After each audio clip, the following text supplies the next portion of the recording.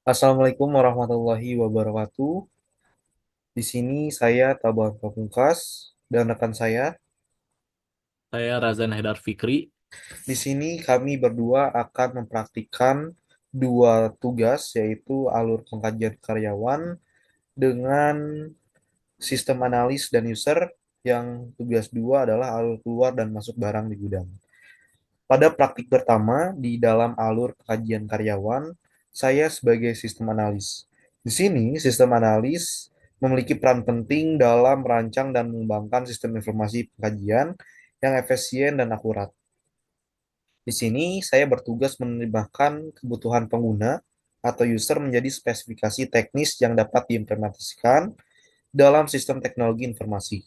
Selain itu, sistem analis juga bertanggung jawab untuk memastikan bahwa sistem yang dirancang dapat mengelola data karyawan, menghitung gaji, tunjangan, potongan pajak, dan menghasilkan laporan yang diperlukan oleh manajemen.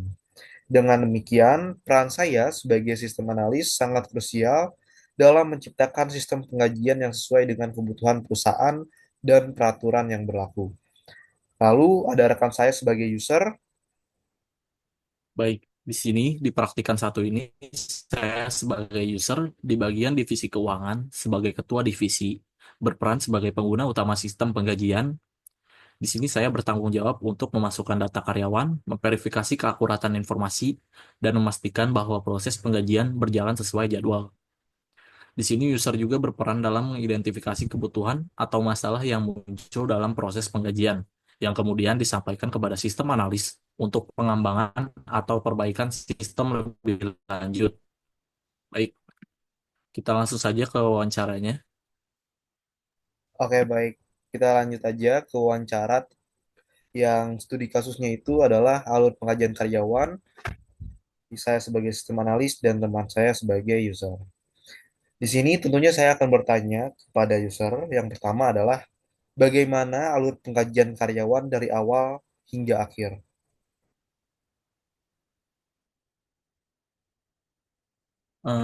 Untuk alur penggajian karyawan ini dimulai dari pencatatan data kehadiran dan lembur, lalu ada pengumpulan data tunjangan dan potongan, lalu perhitungan gaji kotor, pemotongan pajak dan potongan lainnya, lalu ada validasi dan persetujuan gaji, hingga transfer pembayaran kepada karyawan dan pembuatan laporan. Jawabannya seperti itu. Oke, terus apa saja sih pihak yang terlibat dalam proses pengkajian? Tentu saja pihak yang terlibat dalam proses penggajian ini meliputi HRD, divisi finance, sistem analis, dan manajemen.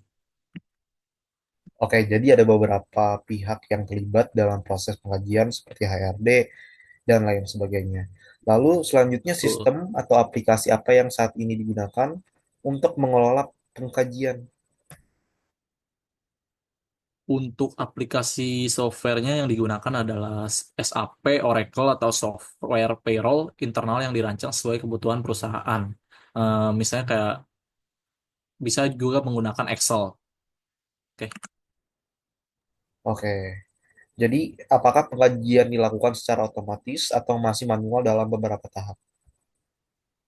Bagian besar otomatis, tetapi validasi data gaji seringkali dilakukan secara manual untuk mengurangi human error. Oke, jadi untuk mengatasi hal itu, seberapa sering sih pengajian dilakukan?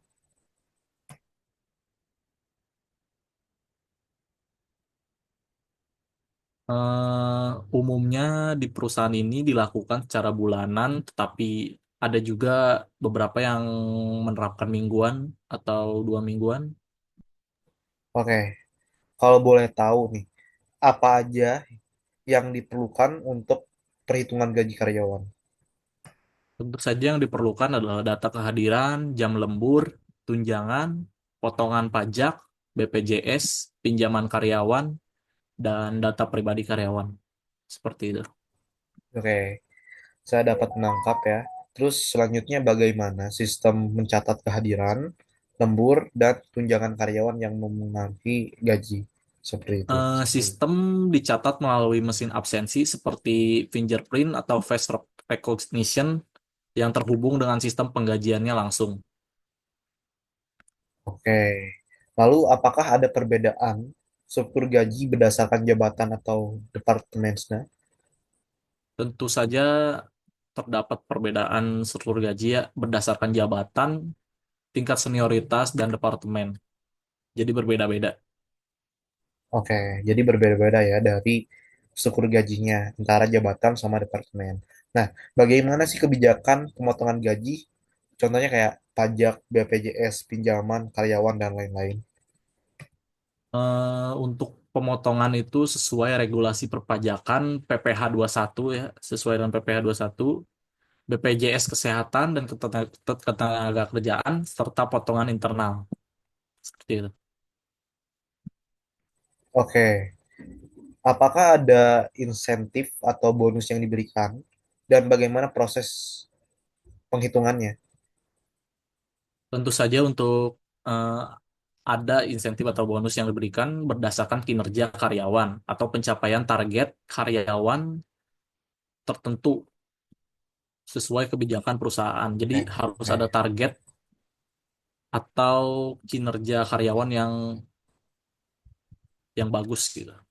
Oke, jadi kita melihatnya dari keaktifannya seperti itu. Nah, bagaimana sih proses persetujuan gaji sebelum dilakukan transfer ke karyawan?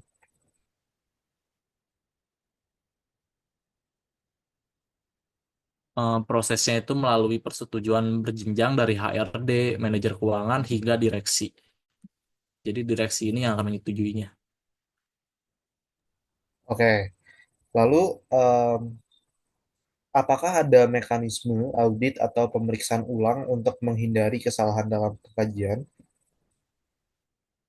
Untuk audit ini dilakukan secara berkala oleh internal audit atau tim dari divisi keuangan.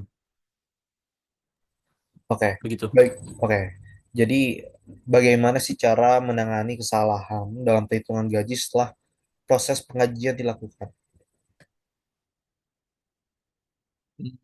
Dilakukan koreksi pada periode penggajian berikutnya atau pembayaran tambahan jika diperlukan. Baik. Terus bagaimana mekanisme pembayaran gaji kepada karyawan? Transfer bank kah, tunai kah, e-wallet kah, atau apa? Seperti itu. Di perusahaan ini, mekanisme pembayaran gaji karyawan itu melalui transfer bank semua. Oke, jadi untuk mekanisme pembayaran gaji ini karyawan itu tuh gajinya ditransfer oleh pihak perusahaan seperti itu. Ya, Nah, betul. apakah ada perbedaan proses pembayaran untuk karyawan tetap dan kontrak? Tentu saja ada perbedaan dalam perhitungan tunjangan, potongan, dan bonus. Lalu bagaimana kebijakan terkait keterlambatan pembayaran gaji jika terjadi masalah teknis? Jika ada keterlambatan, maka akan memberikan pemberitahuan resmi dan solusi alternatif seperti pembayaran sementara secara tunai. Seperti itu. Baik. Lalu laporan apa saja yang harus dilakukan atau dibuat terkait pengkajian? Misalnya laporan pajak, BPJS, dan lain sebagainya. Tentu saja yang pertama itu pasti laporan pajak, BPJS Kesehatan, serta laporan internal untuk manajemen. Seperti itu. Baik, baik, baik. Lalu bagaimana sistem saat ini memastikan kepatuhan terhadap regulasi perpajakan dan ketenaga kerjaan? Sistem penggajian mengikuti regulasi perpajakan yang berlaku dan peraturan ketenaga kerjaan pemerintah. Seperti itu. Oke, mungkin ini terakhir dari saya, pertanyaan terakhir dari saya. Apakah ada rencana atau kebutuhan untuk meningkatkan sistem pengajian di masa mendatang?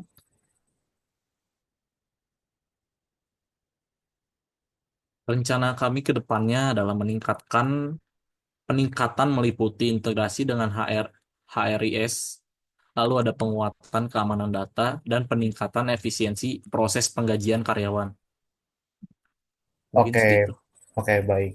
Mungkin saya dapat menangkap dari pertanyaan saya dan dari jawaban Anda sebagai user